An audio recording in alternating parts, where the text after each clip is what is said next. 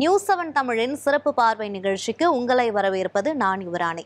இன்னைக்கு நம்மளோட நிகழ்ச்சியில சிறப்பு விருந்தினர் ஒருத்தவங்க நம்ம கூட இருக்காங்க. Rajadurai Bahadur from Coral Holidays. வாங்க சார், வெல்கம் பண்ணிட்டு ஷோக்குள்ள போலாம். வணக்கம் சார். நியூஸ்7 சேனல் அனைவருக்கும் எங்கள் பணிவான வணக்கங்கள். சார், இப்போ ஃபர்ஸ்ட் ஆஃப் ஆல் நம்ம பார்த்தோம்னா இந்த கைலாயம் அப்படிங்கிறது ஆஃப்டர் 5 இயர்ஸ் இப்போ ஓப்பன் பண்ண போறாங்க அப்படின்னு சொல்லியிருக்காங்க. நாங்களுமே ரொம்ப எதிர்பார்த்துட்டு இருக்கோம். இதை பத்தி நீங்க என்ன சொல்றீங்க, அதை சொல்லுங்க சார். ஆமாம், கைலாயம் ஆதி காலத்துலேருந்து போய்கிட்டு இருக்காங்க. தட் வாஸ் டன் ரெகுலர்லி போய்கிட்டு இருந்தாங்க. இப்போ 3 வருஷம் கோவிட்னால போல, 2 வருஷம் வேறு சில காரணங்களுக்காக போக, அதனால் எல்லாரும் கைலாயம் எப்போ திறக்குங்கிறதுல ஆர்வமாக இருக்காங்க. லைக் எவ்ரிபடி எல்ஸ், நாங்களும் அதே மாதிரி ரொம்ப ஆர்வமாக இருக்கோம். கைலாயம் இந்த வருஷம் கண்டிப்பாக திறப்பாங்க அப்படின்னு சொல்லி ஆர்வமாக இருக்கோம்மா. ஓகே சார், இப்போ நம்ம கைலாயத்துக்கு ஒரு பயணம் மேற்கொள்ள போகிறோம் அப்படின்னா எந்தெந்த வழியிலலாம் நம்ம போய் கைலாயத்தை ரீச் பண்ண முடியும் சார்? கைலாயம் போகிறதுக்கு 2 வழி இருக்குமா.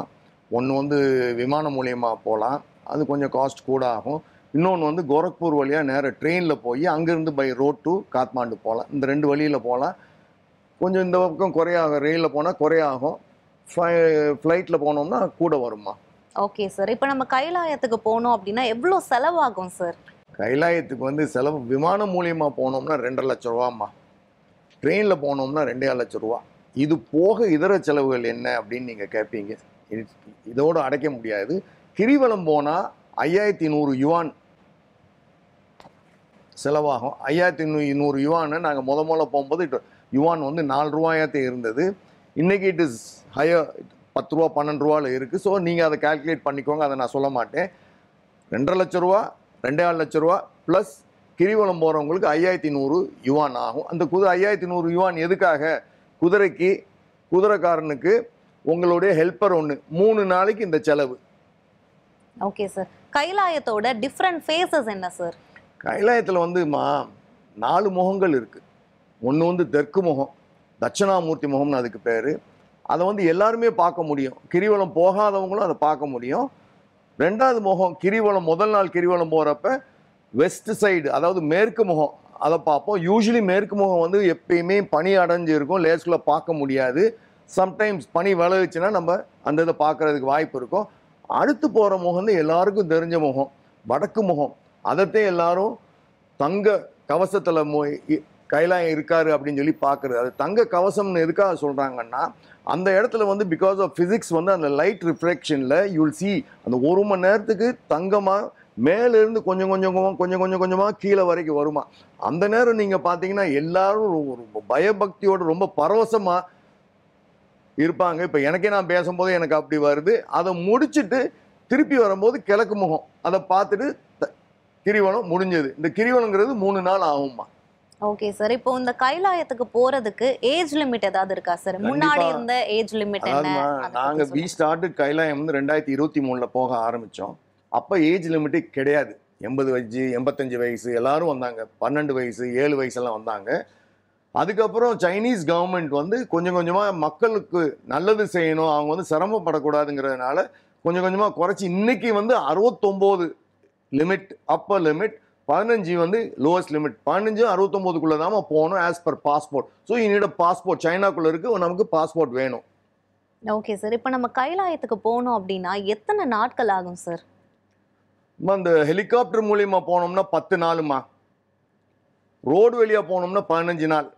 யாத்திரை இப்போ எப்படி போகணும்னா 2 வழியாக இருக்குது. ஒன்று ஹெலிகாப்டர் அண்ட் ஃப்ளைட்டு, இன்னொன்று fully by road. Helicopter and flight 10 night, by road 15 night. இதுதான்மா. It is fixed.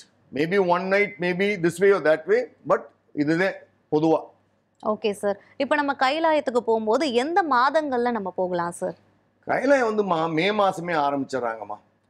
ஆனால் மே மாதம் போனோம்னா நம்ம கிரிவலம் போக முடியாது. காரணம் அது வில் பி அங்கே ஸ்னோ நிறையா இருக்கும். அதனால் குதிரை அதனுடைய நம்ம கொழும்பு கீழே வைக்கும்போது ஐஸ்குள்ளே வச்சு இல்லை பாறை இருந்துச்சுன்னா ஒடிஞ்சிரும் சொல்லி மே மாதம் பொதுவாக கிரிவலம் யாருமே போக மாட்டாங்க, போக முடியாது. ஸோ அதனால் அடுத்து ஜூன் நல்லா இருக்கும். ஜூன் மாதம் ரொம்ப நல்லாயிருக்கும், மழை இருக்காது. அங்கே இருக்கிறதுல அதுதான் வெயில் கூடின நேரம். அதுக்காக நம்ம வெயில் இருக்குன்னு சொல்லி நம்ம வீல் ஹேவ் டு ஹேவ் 3 இதுக்கு துணிமணி வச்சுருப்போம். கிட்டத்தட்ட 4 அடுக்குக்கு துணிமணி வச்சுருப்போம். ஜூன் மாதம் நல்லாயிருக்கும். அடுத்து மழை வந்துடும். அடுத்து ஆகஸ்ட் ரொம்ப நல்லாயிருக்கும். செப்டம்பர் வந்து குளிர ஆரம்பிச்சு. ஸோ பெஸ்ட் டைம் வந்து ஜூன் அண்ட் ஆகஸ்ட் தான் பெஸ்ட் டைம். இப்ப பாத்தீங்கன்னா நிறைய பேர் வந்து கைலாயத்துக்கு வந்து போறாங்க சார். அவங்க எதுக்கு போறாங்க? அங்க என்ன சிறப்பம்சம் இருக்கு சார்? கைலாயத்துக்கு இன்னைக்குன்னு யாரும் போல. அந்த காலத்துல ஔவையார் போயிருக்காங்க. அவங்கெல்லாம் ரொம்ப கஷ்டப்பட்டு போயிருக்காங்க. பூரா நடையிலதான் போயிருக்காங்க. அதுக்கு மேல நிறைய பேர் போயிருக்காங்க, திரும்பவே இல்லை. இன்னைக்கு வந்து கைலாயங்கிறது நாங்க 2003 ஆரம்பிக்கும் ரொம்ப கஷ்டமா இருந்தது. அகாமடேஷனா கவுஷெட் தான் ரொம்ப மோசமா இருக்கும். இன்னைக்கு வந்து சைனீஸ் கவர்மெண்ட் வந்து ரொம்ப நல்லா பண்ணியிருக்காங்கம்மா. அதை நம்ம கண்டிப்பா பாராட்டியே ஆக வேணும். இன்னைக்கு வந்து நாள் குறையில ஆனா வசதிகள் கூடிருச்சு. அந்த மாதிரி இன்னைக்கு இருக்கு. ஸோ அதை வந்து நம்ம கண்டிப்பா சைனீஸ் கவர்மெண்ட் நம்ம கண்டிப்பா பாராட்ட செய்யணும்மா. Okay sir. இப்போ இந்த கைலாயத்துல வந்து மானசரோவர் அப்படின்ற ஒரு லேக் ஒன்று இருக்கு. அதுல போய் நீராடினா என்ன சார் ஆகும்? அந்த கைலாய மானசரோவர் லேக்குங்கிறது இருக்கிறதுலே உலகத்துல இருக்கிறதுலே உயரமான நல்ல தண்ணி நீர் ஏரிமா அது. அந்த ஏரி வந்து ரொம்ப பெருசு. அந்த ஏரியில வந்து கோல்டன் டக்ஸ் எல்லாம் இருக்கு. அதெல்லாம் வேற விஷயம். அதுல நீராடிட்டு கிரிவலம் போனா நம்ம முன்னோர்கள் எத்தனை தலைமுறைக்கு செஞ்ச முன்னோர்கள் செஞ்ச பாவங்கள்லாம் நீங்கும் சொல்லி நம்ம ஹிந்து மதத்தை ஒரு ஐதீகம். அதுதான் எல்லாத்தையும் அங்க கைலாயத்துக்கு போக வைக்குது. அவங்களுடைய பக்தி மார்க்கம். இன்னொன்னு பக்தி மார்க்கமும் இதுல உண்டுமா. இப்போ வந்து நம்ம கைலாய பயணம் மேற்கொள்ளும் போது என்னென்ன டிராவலிங் எசென்ஷியல்ஸ்லாம் நம்ம வச்சுக்கணும் சார்? இதுல வந்துமா மனத்தெட வேணும்மா. நான் போனோம் அதுதான். அதுக்கப்புறந்தே நீங்க வந்து உங்க உடம்பை ரெடி பண்றதுக்கு நாங்க சொல்லுவோம் 3 மாசத்துக்கு நீங்க போய் நடப்பயிற்சி எடுங்க. காரணம் என்னன்னா நீங்க உங்க லங்ஸ் மஸ்ட் எக்ஸ்பேண்ட். ஆக்சிஜனை எடுக்கணும். அந்த உயரத்துல போகும்போது ஆக்சிஜன் இருக்கிறது நீங்க பற்றி கவலைப்பட வேண்டாம். இந்த மாதிரி எக்ஸசைஸ் பண்ணீங்கன்னா your lungs will take in a lot of oxygen எடுத்துக்கிடும். அது போக இந்த ஹை ஆல்டிடியூட் சிக்னஸ் வராமல் இருக்கிறதுக்காக நாங்கள் உங்களுக்கு பல மருந்துகளை நாங்கள் கொடுப்போம். இத்தனை வருஷம் என்னுடைய 20 வருஷமாக நாங்கள் போய்கிட்டு இருக்கோம். ஆனால் அந்த மாதிரி அனுபவங்களில் நாங்கள் உங்களுக்கு தலைவலி வராமல், ஹை ஆல்டிடியூட் சிக்னஸ் தான் என்ன, தலைவலி, வயிற்றோட்டம், வாந்தி எடுக்கிறது, இது வராமல் தடுக்கிறதுக்கு நாங்கள் உங்களுக்கு ஒரு டேப்லெட் கொடுப்போம்மா. அதனால மன உறுதி வேணும், உடம்பு வலிமையும் வேணும். ரெண்டும் சேர்ந்து யாத்திரை. இது வந்து யாத்திரை. இது வந்து ஒரு பயணம்னு நினைக்க பயபக்தியோட வாங்க. நல்லபடியா எல்லாத்துக்கும் நடக்கும்மா.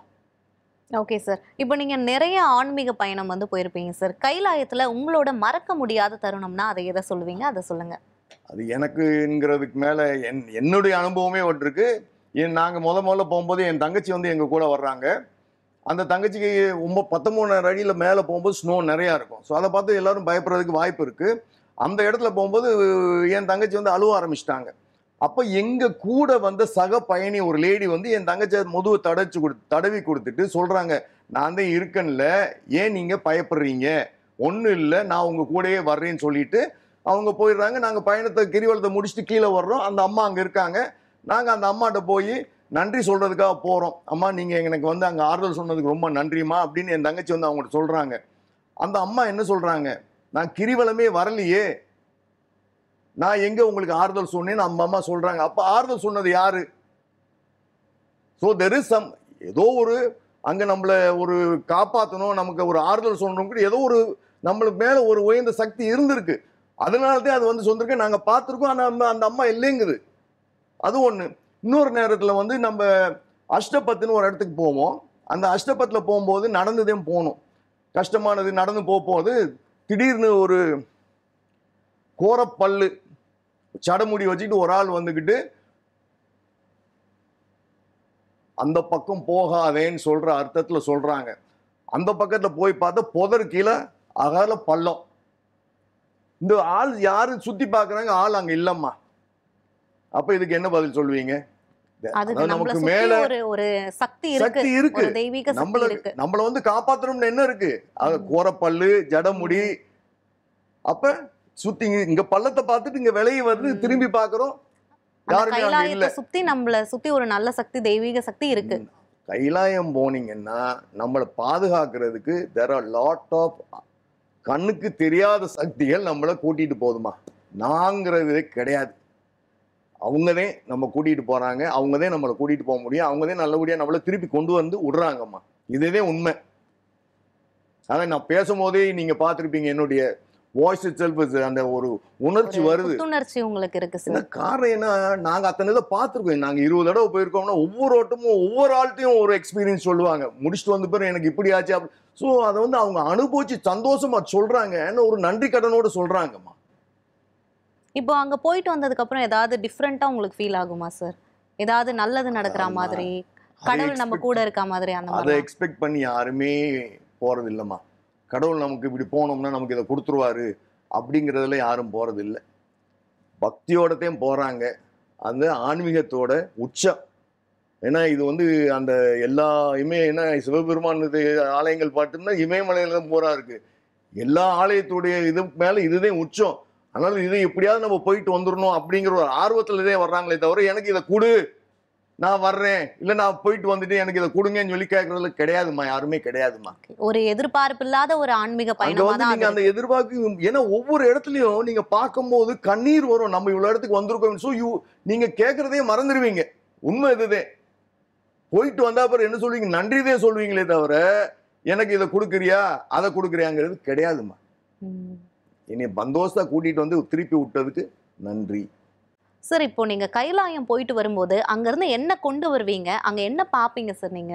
அதாவதுமா, கைலாயத்துல இருந்து எதையுமே கொண்டு வர மாட்டோம். மன நிறைவுதே நாங்க அதோட வர்றோம். அஃப்கோர்ஸ் அங்கிருந்து மானசரோவர் தீர்த்தம் எடுத்துட்டு வருவோம், அது ஒரு பக்கம் இருக்கு. ஆனா என்ன எடுத்துட்டு வர்றோம், மன நிறைவோடதையும் திரும்பி வர்றோமே தவிர அங்கிருந்து எதையும் நாங்க எடுத்துட்டு வர முடியாது. It is there. நமக்கு மன நிறைவோடு தான் வர்றோம். அந்த தீர்த்தத்தை மட்டும் மானசரோவர்லேருந்து நாங்க எடுத்துட்டு வந்து வீட்டில் வைக்கிறோம். நல்ல விசேஷங்களுக்கு அதை உபயோகிக்கிறோம். சார், இவ்வளோ நேரமா வந்து கைலாய பயணத்தை பத்தி நிறைய விஷயங்களை பகிர்ந்துக்கிட்டீங்க. எனக்கே கேட்கும்போது நானுமே கைலாயத்துக்கு போகணும் அப்படின்ற எண்ணம் எனக்கு வருது. கண்டிப்பா வாங்கம்மா. ஓகே சார், போங்கம்மா, கண்டிப்பா போயிட்டு நானும் வாங்க. ஃபியூச்சர்ல ஒரு நாள் வரணும்னு ஆசைப்படுறேன். நிகழ்ச்சியில கலந்து கொண்டதுக்கு ரொம்ப ரொம்ப நன்றி சார். எல்லாருக்கும் ரொம்ப நன்றிம்மா.